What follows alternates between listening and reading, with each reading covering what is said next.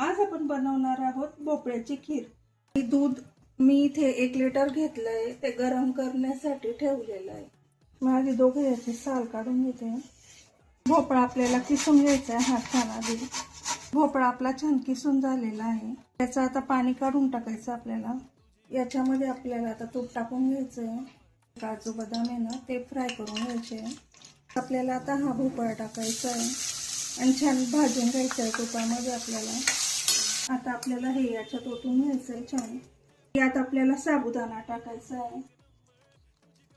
मी 1 वाटी साखर टाकून घेते। कस्टर्ड पावडर टाकून घेतली मी त्याच्यामध्ये। थंड दुधात मिक्स करून टाकायची ती।